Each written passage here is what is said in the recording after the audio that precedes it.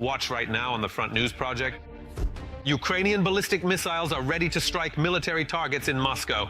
Putin, get ready, exclusive details. Elimination of Russian occupiers, 50,000 a month. Deadly statistics for the enemy. Also, the Russian army is ready for a new offensive. The AFU will meet the uninvited guests. Fiery, hot, and blazing footage from the front lines. Watch it right now.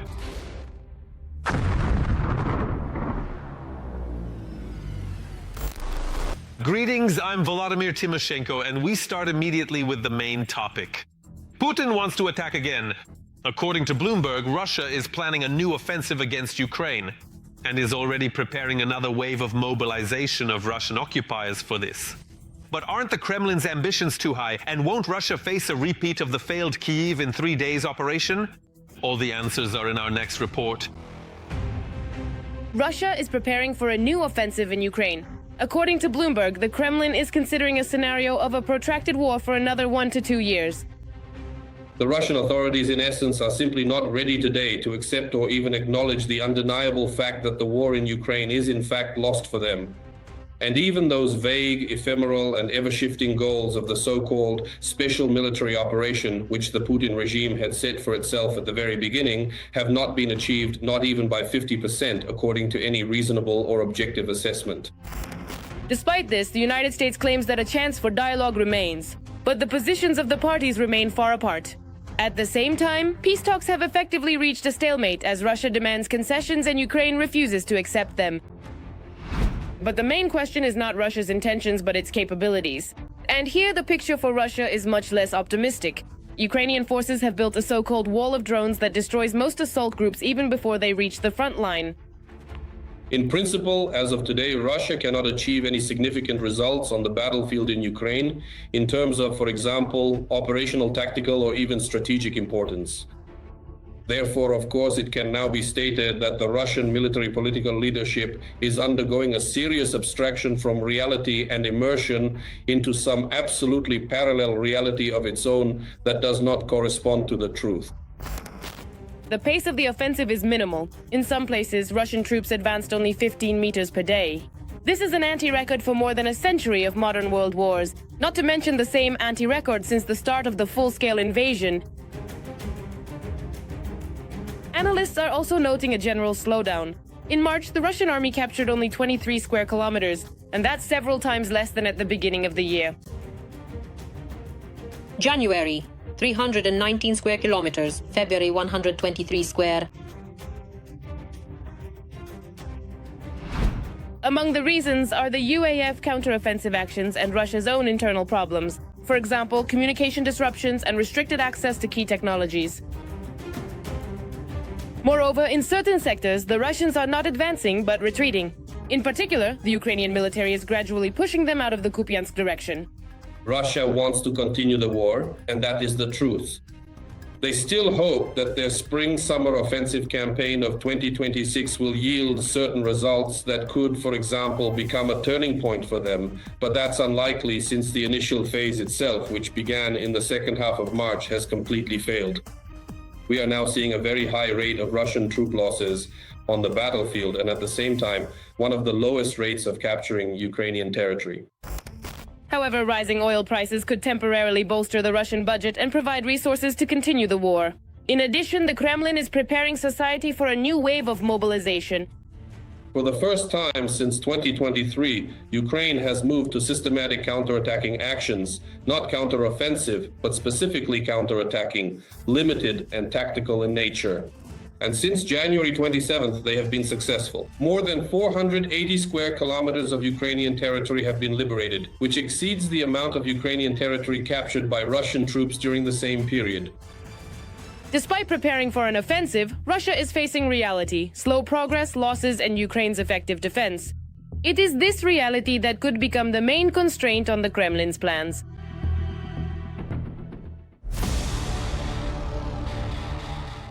And now it's time to analyze the operational situation on the burning Pokrovsk direction of the front. The fiercest battles continue. In the Pokrovsk direction, the enemy carried out 24 attacks. The occupiers tried to advance in the areas of the settlements of Belitske, Rodinske, Pokrovsk, Udachne, Hrishin, Mirnohrad, Novo Mikolaivka, and towards Novyi Donbass. 3 combat engagements are still ongoing. Meanwhile, the Kremlin is failing to keep up with replacing the occupiers' losses. The UAF is already eliminating more invaders than Russia can manage to send to the front. The plan to eliminate 50,000 enemies every month is about to be fulfilled. Hence the increase in payments for signing contracts across Russia. But is this helping Putin? Let's figure it out together as a team right now. Putin's movement is devouring more and more Russians every day. Despite catastrophic losses at the front, Kremlin generals continue to send people to the slaughter in droves and demand more and more fresh cannon fodder from the regions. The true real elite are all those who serve Russia. But the flow of those willing to become another target for Ukrainian FPV drones across the border is relentlessly shrinking. The Russian army has long since ground up all the ideological Z-patriots, so the Kremlin is luring people to the front exclusively with the ruble. The main bond in our country isn't traditional values at all, but rather poverty. So sometimes this poverty drowns out both reason and conscience. To earn the millions that advertising promises, many have to work for years or even a lifetime. The desire for easy money, or at least some money, plus the regular glorification of war participants in Ukraine on TV, and so we get crowds of volunteer mercenaries. Well, sort of crowds. Crowds, that is according to Putin. If recruiting volunteers were so easy for him, he wouldn't have to keep coming up with more and more bonuses for them. So in at least 12 Russian regions, payments for signing a contract have been increased again. The increase in bonuses reaches 50 to 80%. For example, in St. Petersburg, they promise from 4.5 million rubles for signing a contract. In the Khanty-Mansi Autonomous Okrug, recruiters offer 4.1 million for a check mark on a document. The payment in the Magadan region has risen to 3.6 million rubles, and so on and so forth. These payments are primarily distributed not to everyone indiscriminately, but to those people who are losing their jobs. And these payments are, in a sense, a mirror of unemployment. To motivate potential contract soldiers even more, some particularly clever Russian regions have already raised payments for signing a contract twice in 2024. Over the last few years, so many concessions for the military have accumulated that signing a contract seems to automatically solve all problems. Nowhere to live. Here is an apartment or a plot of land. Fed up with loans? We will write them all off. Children cannot get into university. We will enroll them in the top one for free. Well, what if you killed someone and do not want to go to jail for it? A contract will settle it here too. At the same time, the Kremlin has taken a close look at the younger generation. Students of Russian universities are being worn down. Open lessons with recruiters from the Ministry of Defense are held across the border almost weekly. You have the opportunity to become a direct part of the unmanned systems troops team. For those who will serve in this branch of the military, cash payments of up to 5.5 million rubles a year are offered. Additional bonuses for destroyed equipment up to 500,000 rubles. But you still have to live to see all these payments, and thanks to the precise and coordinated work of the AFU, not everyone manages to do that. So even among naive Russian students, it is impossible to scrape together reserves comparable to the current losses of the occupying army. They have turned the so-called special military operation into some kind of a pyramid scheme, or multi-level marketing if you will. Bring a friend and get paid for his life. Some have made a business out of it. Last week, Russian regional authorities for the first time officially ordered businesses under threat of million-ruble fines to fine volunteers to send to war. The Kremlin has also stepped up the coercion of conscripts. Foreigners are also being recruited to serve in Russia under contract. What does this tell us about how much Putin values human life? He's dragging people into his war from wherever he can, from North Korea and Cuba to African countries. Often through deception, coercion, and exploitation, his misled mercenaries are treated not as soldiers, but as disposable tools of war. This is not just aggression against Ukraine. It's the industrialization of human exploitation in the world. Foreign mercenaries are most valuable to the Kremlin, because unlike Russians, they don't even have to pay death benefits to them. And it's profitable, of course. It's cannon fodder, and you don't pay for it. You bear no responsibility. Moreover, once in Russia, future mercenaries from the poorest African countries may not see any payments at all. Without even asking, they're handed a rifle and driven to storm Ukrainian positions. Criminal cases are being opened. A person ends up in a Russian pretrial detention center in prison. Then full-scale repressions are launched against them. The person is forced to sign a contract. But no matter what tricks the Kremlin uses, Putin clearly lacks people, or rather cannon fodder, at the front. And for a long time. For example, since last year, the Russian armed forces haven't been able to form a single new army unit, as they did in 2023 and 2024. The entire intake of contract soldiers immediately goes to replace losses in combat units. And since this year, the flow of those willing to die for the Kremlin has stopped even covering Putin's losses, which proves once again that the bunker dwellers' game is coming to an end. And now we move to the Alexandrovsk direction of the front. The enemy is getting brutal here too.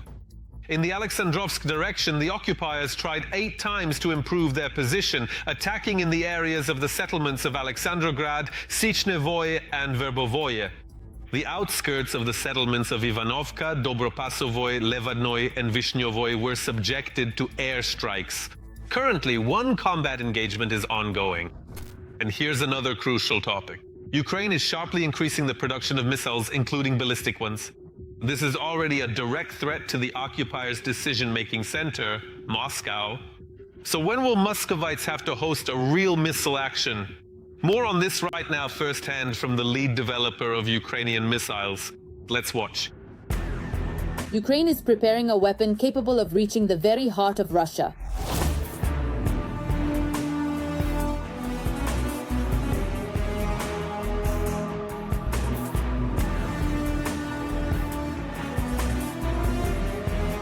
Lubyanka simply needs to be wiped off the face of the earth. I like the way you think. Wipe Lubyanka off the face of the earth? Well, there's a huge number of General Staff, Ministry of Defense, General Staff, Ministry of Defense, the Moscow oil refinery, Almazanti, what else? Krunichev, Zvezda Strela, everything. Red Square wouldn't hurt to just, I don't know, clean it up. Yes, clean it up. By the middle of 2026, Ukrainian developers promise to take their own ballistics to a new level. The first ones should go in just like kids going to school. We are talking about the FPV-7 and FPV-9 missiles capable of fundamentally changing the geography of the war. If today the strike range is limited to hundreds of kilometers, many we can do it daily. We'll produce as many as they order.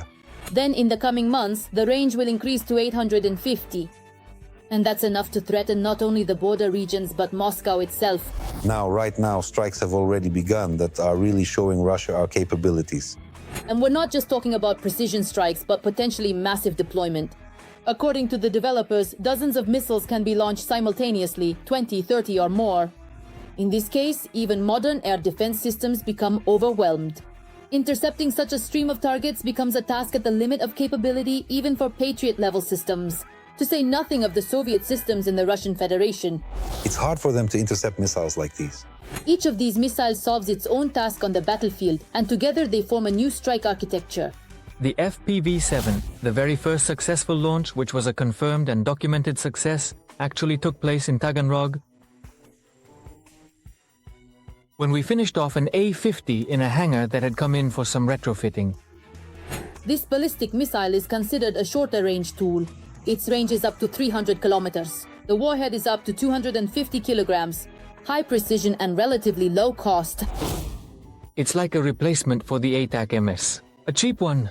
Such a missile allows for systematically taking out enemy depots, headquarters and logistics deep behind the front lines.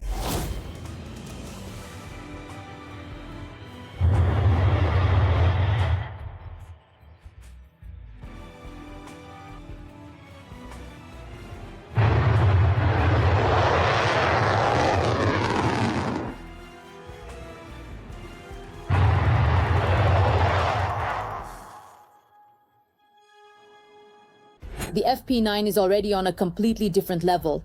Its range is up to 850 kilometers with a warhead of up to 800 kilograms. And this is effectively a transition to full-scale operational tactical ballistics.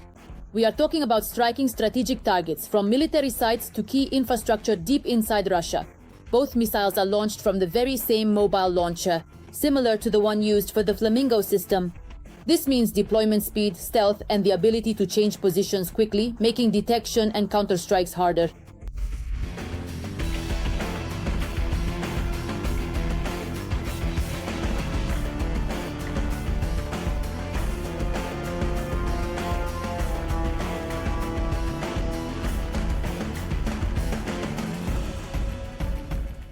Moreover, a European anti-ballistic shield will be created based on the FPV-7 missile. We are now planning to create a pan-European anti-ballistic shield based on the FP7. Because this missile has a vertical launch, tilts quickly, and is very maneuverable. And it was originally designed to intercept ballistic targets. Additionally, FPV drones the size of a Flamingo missile will appear in Ukraine, another step toward expanding the range of strike weapons. And while Ukrainian developers are increasing their own capabilities, the RF has so far only brilliantly developed a method of intimidation. And the well-known Oreshnik ballistic missile has proven to be pointless in modern warfare. It's a cut-down intercontinental missile. They cut off one stage. An intermediate-range missile designed to carry nuclear warheads. It is unable to carry conventional weapons. No one needs that. Just a waste to show that we can launch the Oreshnik. Well, good for them. Using such missiles, they only make sense for nuclear weaponry. Ukraine proves once again it's not the number of people or kilometers on the map that matters, but the ability to build a system step by step that turns technology into real results on the battlefield. And it seems that in the near future, the RF will fully feel the full charm of Ukrainian developments.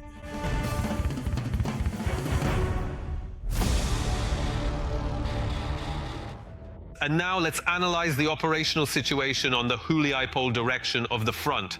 The Russian world continues to destroy, kill, and maim here as well.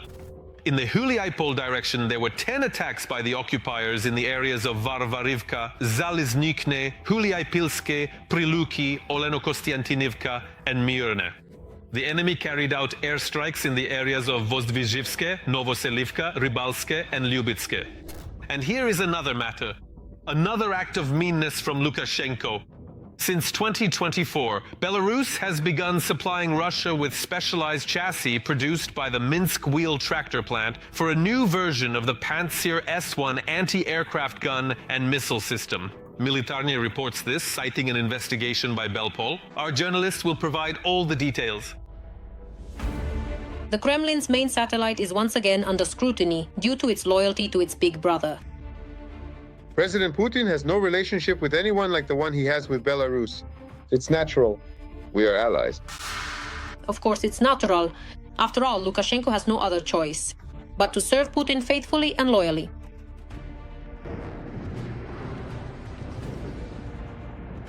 It's no secret that since the start of the full-scale invasion, Belarus has become the Kremlin's main ally. Closer ties than in military affairs simply do not exist between these two countries. Although Lukashenko denies this at every opportunity and says that he is against the war. We are absolutely and completely against the war without any hesitation or doubt. Especially our officers as well as our soldiers are firmly opposed to it. But not against helping the Kremlin dictator. In fact, the Belarusian defense industry has shifted to a war footing. Since 2024, Belarus has been providing Russia with chassis for the production of Pantsir S1 anti-aircraft missile and gun systems. The deliveries involve modernized platforms with an armored cabin. They are used in the new version of the system. This is reported in the Belpol investigation.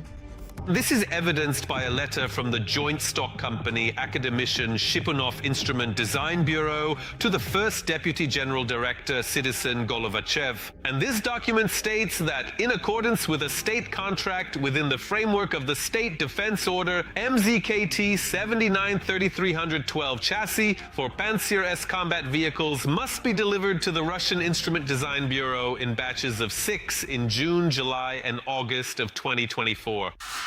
That is, we are not talking about export models or newer modifications, but about an adapted version of the Pantsir for the Russian army. Likely part of the contract has already been fulfilled and the equipment is being used in the war against Ukraine.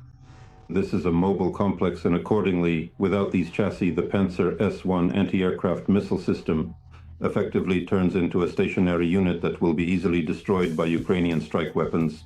Accordingly, it's a medium-range anti-aircraft missile system.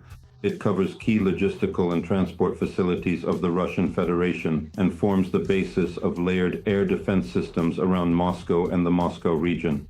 This is first and foremost the Pantsir S1.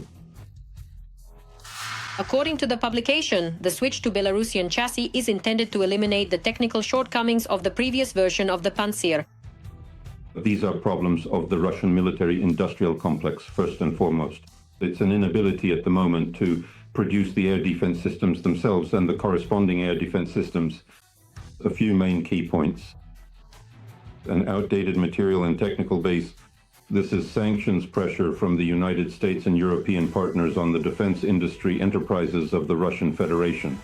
Accordingly, an external factor is the strikes by Ukrainian drones. In turn, against the enterprises of the Russian defense industry involved in the production of air and missile defense systems. The Belarusian defense industry is effectively working for the needs of the Russian aggressor. In addition to supplying hardware, armored vehicles from warehouses and weapons for regular units, Belarus has turned its factories into mass production centers for the RF army. The Belarusian defense industry provides the Russian Federation with components.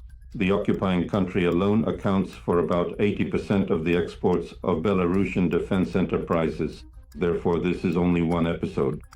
The defense industry of the Republic of Belarus is currently involved in the overhaul of armored vehicles, the production of artillery shells, and accordingly, the training of flight personnel at the Grodno base. Lukashenko is trying to satisfy Putin's appetites without directly entering the war, realizing that it could cost him his position. For him, a demonstrative loyalty to the Kremlin is a way of survival and maintaining control over the country without participating in open hostilities.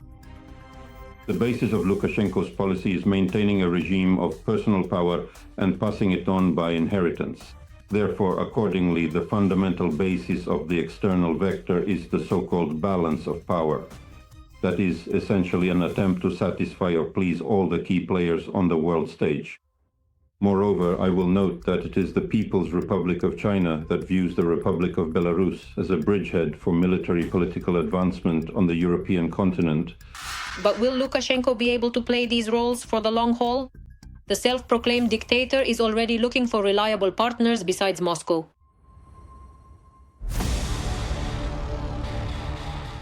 And now we move to the Kupyansk direction of the front. Let's be honest, this is another sacred goal for Putin and his entire pack. Accordingly, the situation here is also tense to the limit. In the Kupyansk direction, our defenders successfully repelled 4 enemy assaults in the areas of the settlements of Kurilovka, Peshanoe, Kovsharovka, Novoplatonovka, and Novosinovo. 3 more clashes are still ongoing. And this is also truly important and critical for the Kremlin and personally for Vladimir Putin. The superiority of Russian Shaheds in the sky over Ukraine has come to an end. The AFU have mastered an effective technique for their neutralization. What kind of equipment are we talking about? More on that in our next report. Shaheds are forbidden to fly. Ukraine is reinforcing its air defense against Russian attack drones. In March, the occupiers launched a record number of drones, but the UAF also set a record. Monthly infographics on the Shahed 136, Geran 2, and Gerbera UAVs. March results, a record. Total, 6,462 units, 5,833 shot down, or 90%. 629 reached their targets, or 10%. Average daily launches, 208 units, up 15%. The secret to the success of Ukraine's defense forces, interceptor drones. According to Commander-in-Chief Alexander Syrsky, the effectiveness of drone interceptor missions rose by nearly 55% this spring. Since the start of spring, our interceptor UAVs have already destroyed over 2,300 enemy aerial targets. The enemy isn't stopping attacks. On the contrary, they're increasing production, upgrading drones, and refining their use. Since Mikhailo Fedorov's appointment as Minister of Defense, Kyiv has significantly ramped up the development and deployment of drone systems.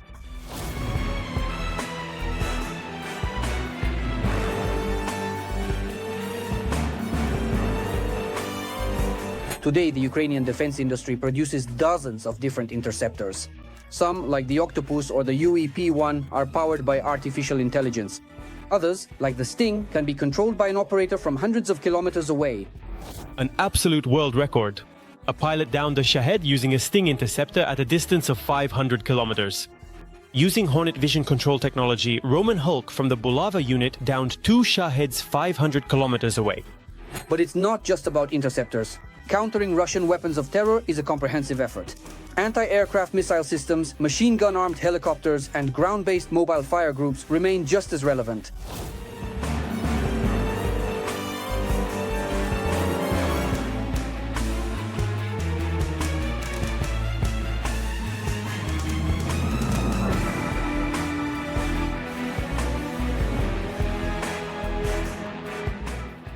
Additionally, businesses and private companies have joined the defense of Ukrainian skies, with the government allowing them to form their own air defense units.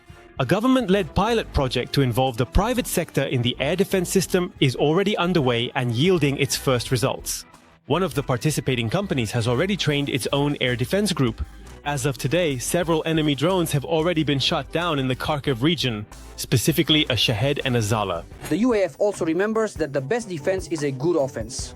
In 1 week, the unmanned systems forces carried out at least 3 successful strikes on Shahed launch sites.